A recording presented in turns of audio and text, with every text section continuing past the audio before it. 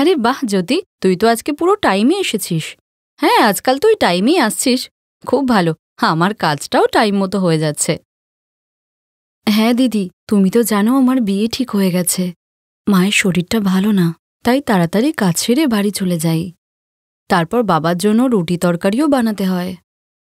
ঠিক আছে, তুই একটা কাজ কর, আগে পার্লারটা খুলে ওখানে পরিষ্কার করে দে। আজকে ব্রাইডাল বুকিং আছে, এক্ষুনি কাস্টমার চলে আসবে, বুঝলি? ঠিক আছে দিদি। জ্যোতি মনিকার বাড়িতে কাজ করত, আর বেশ কয়েক বছর ধরে মনিকা তার বাড়িতে একটি বিউটি পার্লার খুলেছিল। মনিকার কাছে অনেক কাস্টমার আসত, তার মধ্যে একটি সুধা নামের মেয়েও ছিল যে প্রায়ই মনিকার পার্লারে আসত, আর তাই মনিকা আর সুধার মধ্যে ভালো বন্ধুত্ব হয়েছিল। মনিকা দিদি, তোমার জল। হ্যাঁ দে। তুই স্নান করে এসেছিস তো? আজকে আমার সোমবারের উপোস আছে, পরিষ্কার পরিচ্ছন্ন হাতে জল না খেলে আমার উপোসটা ভেঙে যেতে পারে। দিদি, আমি স্নান করেই এসেছি, আমিও সোমবারের উপোস করি। জ্যোতি যা, চা নিয়ে আয়। সুধা তুই বস, একটা ব্রাইডাল মেকআপ এসেছে, আমি করে নিই। শালি, রিমা, তোমরা ক্লায়েন্টের কাছে যাও, আমি আসছি। হ্যাঁ হ্যাঁ, তুই আরাম করে কাজ কর। এই শোন, বলছি আমি বুধবার দিন থ্রেডিংটা করিয়ে নেব, আর ওই দিনেই আমার ব্লিচ আর ফেসিয়ালটা করিয়ে দিস।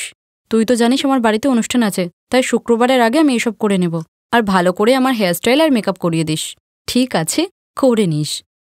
বাড়িতে অনুষ্ঠান থাকার কারণে সুধা পরপর কদিন পার্লারে আসতেই থাকে, আর তখন জ্যোতিও কাজে আসত। মনিকা দিদি, ব্রাইডাল মেকআপের অনেক খরচ, বলো?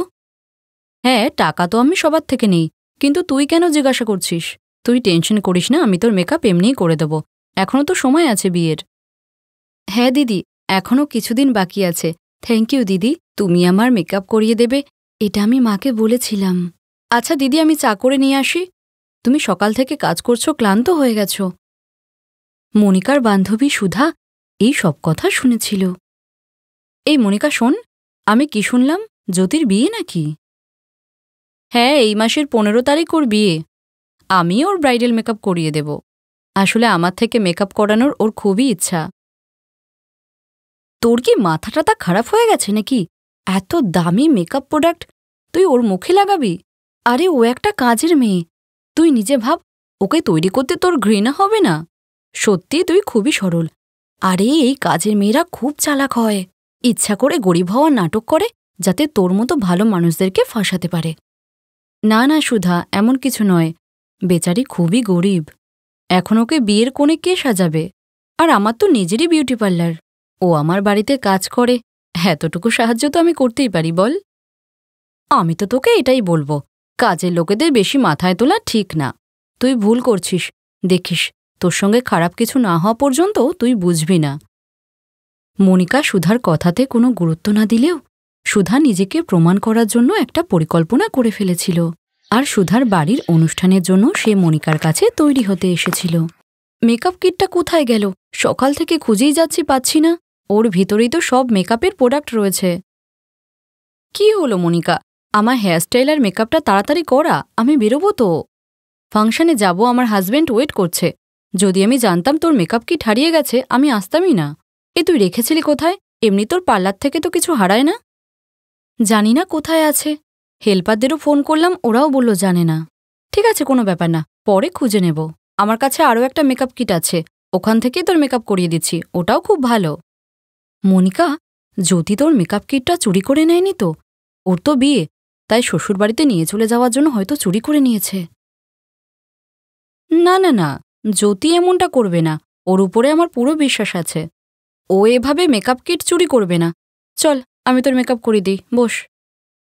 মনিকা যখন সুধার মেকআপ করাচ্ছিল তখন সুধা মনিকাকে বলল, মনিকা, আমি একটু ওয়াশরুমে যাব, আমি আসার পর তুই আমার হেয়ারস্টাইলটা করে দিস। হ্যাঁ আচ্ছা শোন, আমার মোবাইল আর পার্সটা এখানে রেখে গেলাম, কোনো ক্লায়েন্ট এলে তুই দেখিস, কেউ যেন আবার নিয়ে নেয় না। ঠিক আছে, তুই টেনশন করিস না, পার্লারে আজকে আমি একাই আছি, আমার দুটো হেল্পারও আজকে ছুটিতেই আছে। এরপর সুধা ওয়াশরুমে চলে গেলে তার একটি ফোন আসে। আরে সুধার মা ফোন করেছে তো, নিশ্চয়ই তৈরি হয়ে গেছে কিনা তাই জিজ্ঞাসা করছে। আমি ফোনটা উঠিয়ে কথা বলে নিই। মনিকা হ্যালো বলতেই যাবে, ঠিক তখনই সুধার মা বলল, আরে সুধা, তুই মনিকার পার্লার থেকে আসতে এত লেট করলি? তুই ওর পার্লার থেকে যে মেকআপ কিটটা এনেছিলি আমি ওটা দিয়ে মেকআপ করে নেব। নমস্কার আন্টি, আমি মনিকা বলছি। সুধা একটু ওয়াশরুমে গেছে। আপনি কোন মেকআপ কিটের কথা বলছিলেন? হ্যাঁ মা, নমস্কার। ওই সুধা বলছিল যে তুমি ওকে কোনো মেকআপ কিট দিয়েছ। ওই মেকআপটা খুবই ভালো। আমি তো পার্লারে যাইনি, আর সুধার পার্লার থেকে আসতে অনেকটা সময়ও লাগছে। তাই আমি জিজ্ঞাসা করছিলাম আমি কি নিজে নিজেই মেকআপটা করে নেব। আচ্ছা মা, তুমি ওকে বলে দিও যেন সময় মতো বাড়ি চলে আসে। আমি রাখছি এখন। ঠিক আছে আন্টি, আমি বলে দেব। আর সুধার সত্যিটা জানার পর মনিকা রেগে আগুন হয়ে যায়। সুধা, সেই দিন আর আজকে পার্লারের কাজ মিলিয়ে তোর ৬,০০০ টাকা বিল হয়েছে। তুই আমাকে আজই টাকা দিয়ে যাবি, তাহলে সব হিসাব ক্লিয়ার হয়ে যাবে। কিন্তু মনিকা, আমি তো তোর বান্ধবী, তুই তো আমার থেকে অনেক কম টাকা নিস। আমি তোর বান্ধবী নয় সুধা, তুই একটা গরিব মেয়েকে চুরির বদনাম দিয়েছিস। জ্যোতি তোর কী ক্ষতি করেছে? এত ঘৃণা করছিস একটা গরিব মেয়েকে। আজকে থেকে আমি তোর বান্ধবী নয়। হেয়ার স্টাইল করা আর এখান থেকে কেটে পড়। আর বিলটাও এখনই দিয়ে যাবি। তোর মা ফোন করেছিল, আমি সবটা জেনে গেছি। মেকআপ কিট নিজে চুরি করে জ্যোতিকে দোষ দিচ্ছিস। তোর মতো বান্ধবী থাকা লজ্জার বিষয়। হেয়ার স্টাইল করে এখান থেকে যা তাড়াতাড়ি। এই শুনে সুধার মুখ হারি হয়ে যায়, আর সে তার সমস্ত বিল মিটিয়ে দিয়ে সেখান থেকে চলে যায়। আর জ্যোতি সবকিছু শুনি কেঁদে ফেলে, যা দেখে মনিকা জ্যোতিকে জড়িয়ে ধরে। জ্যোতি, কাঁদিস না। এই অহংকারী মানুষগুলো গরিবের কষ্ট কখনো বোঝে না। ওরা শুধু মজা করতেই জানে। আচ্ছা এসব ছাড়, মন খারাপ করিস না। কিছুদিন বাদেই তোর বিয়ে, তাই সবসময় হাসি খুশি থাক, বুঝলি?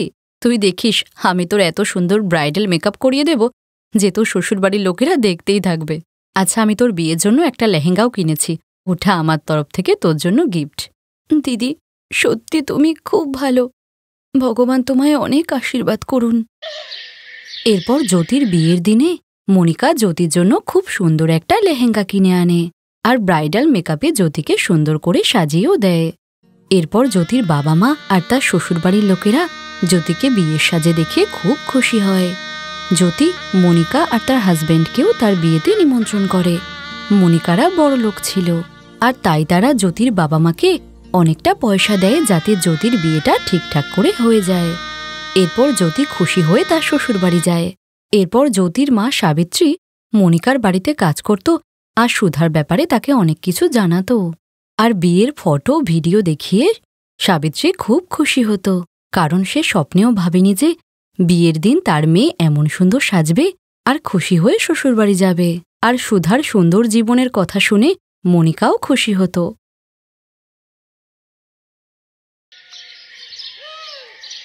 মীরা, ও মীরা, একটু আটা মেখে দে না রে, আমি কটা রুটি বানাবো। না মা, আমি আটা মাখতে পারবো না, আমি হাতে মেহেন্দি লাগিয়েছি। কি? তুই সকালবেলায় হাতে মেহেন্দি লাগিয়ে বসেছিস? যত সব কাজ না করার বাহানা না। আমি অত কিছু বুঝি না, আমার কাজে যেতে দেরি হয়ে যাচ্ছে। যা তাড়াতাড়ি হাতটা ধুয়ে আয়। মা, আজ করে নাও না, দেখো না আমি কত সুন্দর ডিজাইন করে মেহেন্দি লাগিয়েছি। কিন্তু যখনই ওর নজর মীরার হাতের দিকে গেল, ওর রাগ শান্ত হয়ে গেল, আর ও মীরাকে দেখে বলল, বাহ মীরা মা, তুমি তো হাতে খুব সুন্দর মেহেন্দি লাগিয়েছো। হ্যাঁ মা, কাল শান্তি দিদি আমায় একটা মেহেন্দির বই দিয়েছে, ওতে কত সুন্দর সুন্দর ডিজাইন। আমি তো ওই বই থেকেই ডিজাইনটা করেছি। হ্যাঁ হ্যাঁ, খুব সুন্দর হয়েছে। ওহ, দেখলি তো, তুই আবার আমাকে কথায় জড়াচ্ছিস। একই তো আমার দেরি হয়ে গেছে, তার মধ্যে তুই আবার মেহেন্দি লাগিয়ে মহারানীর মতো বসে আছিস। আরে মা, তুমি এত চিন্তা কেন করছো? 1-2 ঘন্টার মধ্যে মেহেন্দি শুকিয়ে গেলে আমি ঘরের সব কাজ করে দেব। মীরার কথা মেনে কাবেরী কাজে চলে গেল। সে একটি বড় সোসাইটিতে ঝিয়ের কাজ করত, আর এই দিয়েই মামের সংসার চলত। কয়েক বছর আগেই কাবেরীর স্বামী একটি রোড অ্যাক্সিডেন্টে মারা গিয়েছিল। তখন থেকেই সমস্ত সংসারের দায়িত্ব একা কাবেরীর কাঁধেই ছিল, আর মীরা ওকে সমস্ত কাজেই সাহায্য করত। মীরা মেহেন্দি লাগাতে খুব পছন্দ করত, তাই সে তার ঘরের পেছনে অনেকগুলো মেহেন্দির গাছ লাগিয়েছিল, আর সে ওগুলোর খুব যত্ন করত। ও মেহেন্দির পাতাগুলো বেটে নিজের হাতে লাগানোর জন্য বানিয়ে রাখত। এমনই একদিন, মীরা, আমাদের এই জায়গাটায় কিন্তু চাষবাস করা উচিত। আর মেহেন্দির গাছ লাগিয়ে তো আমাদের কিছু লাভ হচ্ছে না, তার চেয়ে বরং আমরা কিছু চাষবাস করি। না মা, তুমি আমার মেহেন্দির গাছগুলোকে একদম কাটবে না। বাজার থেকে মেহেন্দি কিনে আনার পয়সা তো আমাদের নেই, তাই এগুলোকে থাকতে দাও না। এটা বলার সময় মীরার চোখে জল ছিল, আর এই দেখে কাবেরী তার মাথায় হাত বুলিয়ে বলল, মীরা, আমি জানি তুই মেহেন্দি পড়তে খুব ভালোবাসিস মা, কিন্তু বুঝিস তো আমাদের এই কষ্টের সংসার। আমি সব বুঝি মা, যাও তোমার যা ইচ্ছে তাই করো। এই বলে মীরা কাঁদতে কাঁদতে সেখান থেকে চলে গেল। আর কাবেরীরও এটা দেখে খুবই খারাপ লাগছিল, আর তাই ও মীরার মেহেন্দির কাজগুলোতে হাত দিল না। এরকম ভাবে কিছুদিন কেটে গেল। বেশি কাজ করার ফলে কাবেরীর শরীর অসুস্থ হয়ে পড়ল। এই দেখে মীরা ওকে বলল, মা তুমি বিশ্রাম করো, সারা তোমার গায়ে জ্বর ছিল, আজ আমিই কাজে যাব। না না বাছা, আমার কিছু হয়নি, আমিই যাব কাজে। এই বলে কাবেরী যখন বিছানা থেকে উঠে নিজে হাঁটার চেষ্টা করল, ওর মাথা ঘুরে গেল। আর এই দেখে মীরা ওকে বিছানায় শুয়ে দিয়ে বলল, ব্যাস মা, আজ থেকে তুমি আরাম করবে আর আমিই কাজে যাব। কাবেরী ঘরে তো বিশ্রাম করছিল, কিন্তু বিশ্রামের সাথে ওর যে ভালো চিকিৎসারও প্রয়োজন ছিল, আর যার জন্য ওদের কাছে পয়সাই ছিল না। আর অন্যদিকে মীরা লোকের বাড়িতে ঝিয়ের কাজ করে এসে বাড়িতেও সমস্ত কাজ করত, আর এইসবের মাঝে ও হাতে মেহেন্দি লাগানোরও সময় পেত না। মীরা, অনেক দিন হয়ে গেল মা, তুই মেহেন্দি লাগাসনি? না মা, আজ ইচ্ছে নেই। কি বললি? মেহেন্দি লাগাতে তোর ইচ্ছে নেই? আমি সব জানি মা, আমি বিছানায় পড়ে আছি, আর আমার ফুলের মতো বাচ্চার ঘাড়ে সব দায়িত্ব পড়েছে। যা মা, তুই হাতে মেহেন্দি লাগিয়ে নে, আজ থেকে আমিই কাজে যাব। না মা, তুমি কোথাও যাবে না, আমিই সব করে নেব। আমি সত্যি বলছি মা, আমি তো এখন বড় হয়ে গেছি, তাই আমার মেহেন্দি করার আর শখ নেই। এই বলে মীরা কাজে যাওয়ার জন্য ঘর থেকে বেরিয়ে গেল, এবং এই দেখে কাবেরীর চোখে জল চলে এলো। মীরা সোসাইটির অনেক ঘরেই কাজ করত, তার মধ্যে একটি ঘর ছিল আরতির। আরতির বাড়িতে একটি অনুষ্ঠানের আয়োজন হচ্ছিল, তাতে মীরাও তাকে সাহায্য করছিল। সেই সময়, আরে এরকম বললে হয়, আমি আমার সব অতিথি আর ফ্রেন্ডসদের বলে দিয়েছি, এখন আপনি এই কথা বললে কি করে হবে?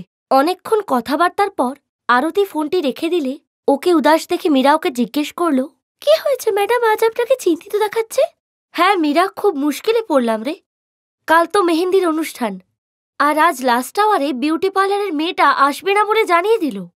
এবার বল মীরা, কাল যে কে আমাদের সবাইকে মেহেন্দি লাগিয়ে দেবে আমি কিছুই বুঝতে পারছি না। ম্যাডাম বলছি কি, আমিও মেহেন্দি লাগাতে পারি। আরে হ্যাঁ, কাবেরী তো একবার বলেছিল আমাকে যে তোর মেহেন্দি করার খুব শখ।